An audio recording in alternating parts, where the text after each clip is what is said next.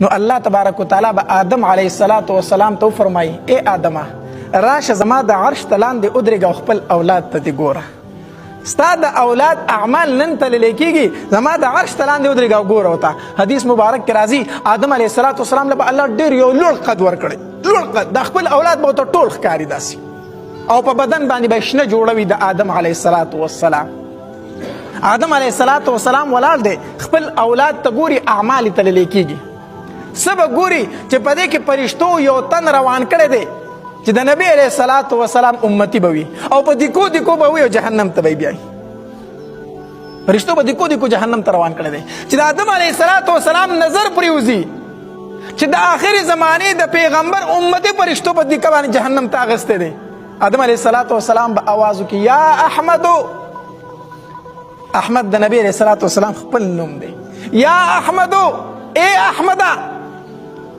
حدیث مبارک کې راځي میدان محشر کې به یو سناټه وشي، خاموشي به شي بالکل، چې د آدم علیه السلام آواز وشو. چا ته وشو؟ آخري پیغمبر ته وشو. نبی علیه السلام به آواز وکړي لبیک یا ابا البشر، د بندګانو پلار حاضر یم، حکم کوه څه دي؟ آدم علیه السلام به ورته ووایي ای احمده ستا امتي فرشتو په دیکه دی کاغذ ته جهنم ته بیایي، که څه ورله کولی شي وکړه ورله. نبی علیه السلام په منډه ځان به ورسوي د فرشتو خواله، چې ورسوي فرشتو ته به وایي دا خو زما امتي دی، دا ما سره پرېږدئ، دا تاسو چېرته بیایئ؟ دا تاسو جهنم ته بیایئ، دا خو زما امتي دی. حدیث مبارک کې راځي فرشتې به ورته وایي موږ ته حکم کړی شوی د الله د طرف نه، موږ د الله د حکم تابعدار یو، موږ په خپله څه نشو کولی، موږ د الله ولې دې جهنم ته وغورځوئ، موږ ځکه جهنم ته روان کړی دی. فرشتې به یې نه پرېږدي. حدیث مبارک کې راځي نبی علیه السلام به د عرش طرف ته مخکې او داسې به ودرېږي او د خپله ګیره به په موټي کې داسې ونیسي. دا د عربو عادت دی چې کله خفه شي او پریشانه شي که نه د خپله ګیره په لاس کې داسې ونیسي. نبی علیه السلام به ګیره مبارکه داسې په لاس کې ونیسي او د الله د عرش ته به ګوري.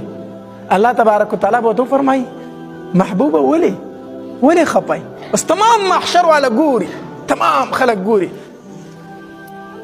مخکنی امتونه، وسنی امتونه، یهود، نصارا، عیسایان، هندوان، مجوسیان، دا څومره کافر چې دي دا ټول به ګوري.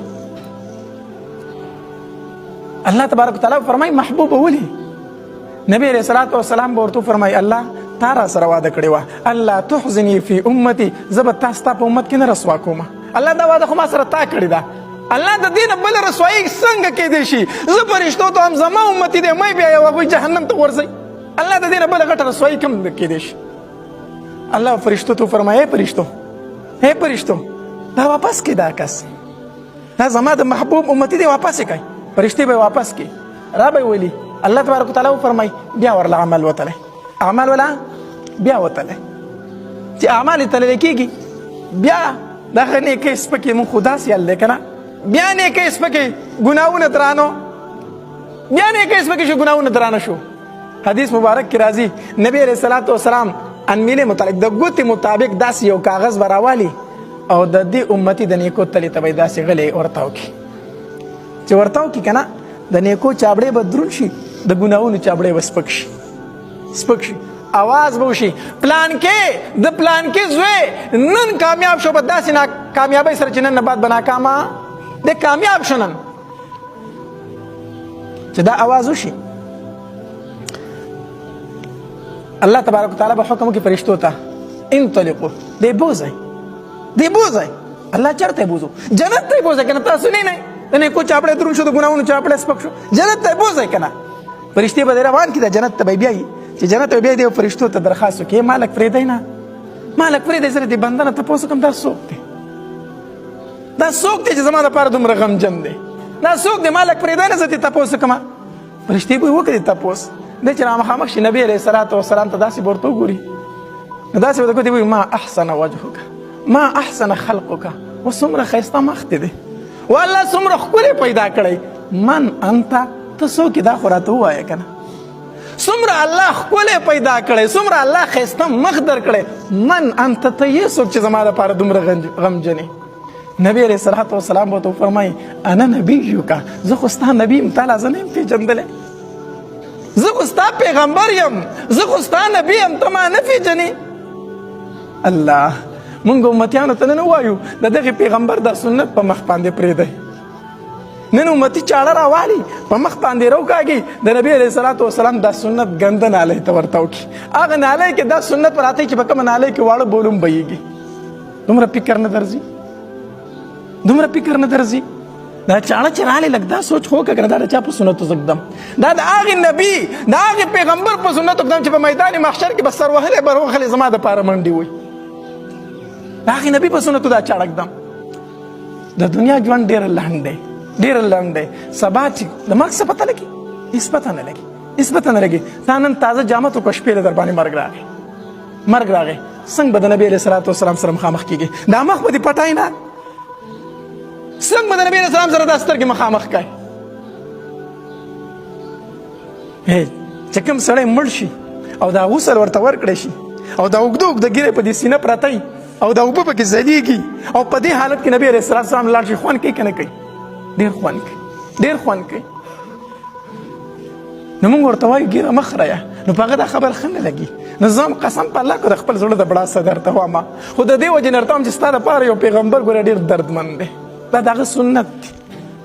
نو دی به ورته وایي تا چې د ګوتې په مقدار دې چابړي ته ورته وکړه دا څه و چې زما د نیکو چابړی درون کو؟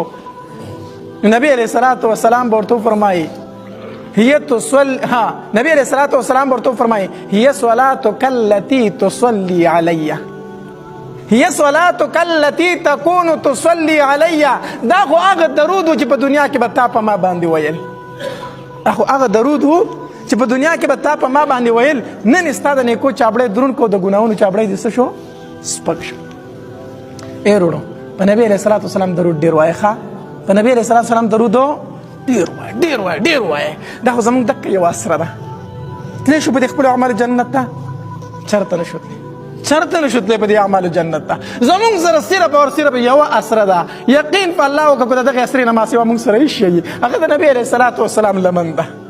دغه یوه اسره لرو په میدان محشر کې. ډاډه یم صرف په دې لفظ ډاډه یم چې زه یو نبي لرم، زه د پیغمبرانو بادشاه لرم، زه د پیغمبرانو سردار لرم. چېرته به ما جهنم ته پرېنږدي. دغه یوه اسره ده. دغه اسره مه ضایع کوئ د ځان نه. دغه پیغمبر مه خفه کوئ. نو په نبي علیه الصلاة والسلام باندې څه وایئ؟ درود ډېر زیات پې درود وایئ او د نبي علیه الصلاة والسلام د سنتو څه وکئ؟ تابعداري وکئ. الله تبارک وتعالی دې مونږ ټول د نبي علیه الصلاة والسلام په سنتو باندې د عمل کولو توفیق راکړي او الله دې مونږ نبي علیه الصلاة والسلام سره داسې میلاو کړي په میدان محشر په حوض کوثر چې مونږ هغه ته خاندو هغه مونږ ته خاندي چې خوشحاله